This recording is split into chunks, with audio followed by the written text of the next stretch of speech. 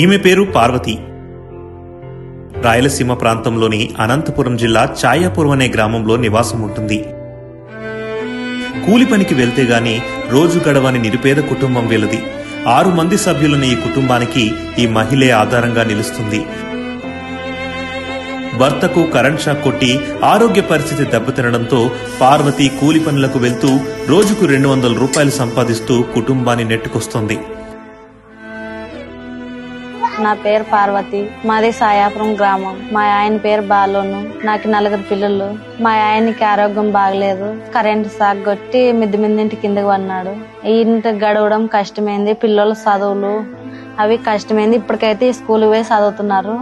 ముందుకు చదివిస్తానో లేదో అని ఉన్నాను. అదే గ్రామానికి చెందిన ఈమె పేరు ధనలక్ష్మి. ఈమెకు 3 సంతానం.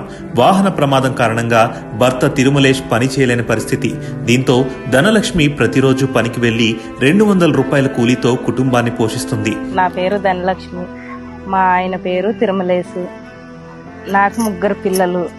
మా ఆయనకి 2 సంవత్సరాల కిందట బైక్ యాక్సిడెంట్ అయింది. పొలానికి పోయేస్తుంటే యాక్సిడెంట్ అయ్యి హాస్పిటల్లో 10 డేస్ ఉండొచ్చినాము. తర్వాత ఇంకా పని చేసేకి చేత కాదు. నేను ఒకటే పని పోయి మా ఆయన్ని అబ్బాయిని ఇద్దరిని సాకల్లా. ఈ నిరుపేద కుటుంబాలకు నారా చంద్రబాబు నాయుడు గారి భరోసా దొరికింది.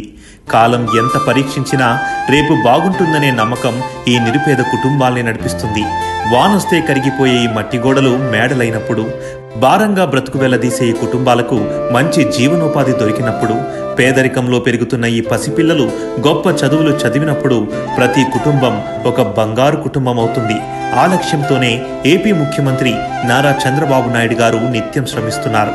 పేదలను పైకి తేవాలి, పేదరికాన్ని నిర్మూలించాలని సంకల్పించారు.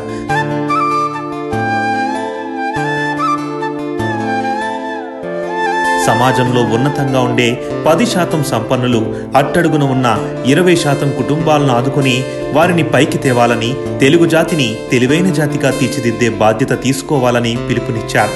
సంపన్న వర్గాలకు మార్గదర్శిగా, పేద కుటుంబాలకు బంగారు కుటుంబంగా పబ్లిక్ ప్రైవేట్ పీపుల్ పార్ట్నర్షిప్ కు P4 పావర్టీగా నామకరణం చేసి మార్గదర్శి బంగారు కుటుంబం P4 పావర్టీ అనే గొప్ప కార్యక్రమానికి 2025 ఉగాది పర్వదినం రోజున శ్రీకారం చుట్టారు. అప్పటి నుండి చంద్రబాబు నాయుడు గారు పాల్గొనే కార్యక్రమాల్లో ఆ ప్రాంతంలోని నిరుపేద కుటుంబాలను గుర్తించి ముఖ్యమంత్రి గారే నేరుగా వారి సమస్యలను తెలుసుకుని ఆ కుటుంబాన్ని బంగారు కుటుంబంగా మార్చే బాధ్యతను మార్గదర్శులకు అప్పగిస్తున్నారు.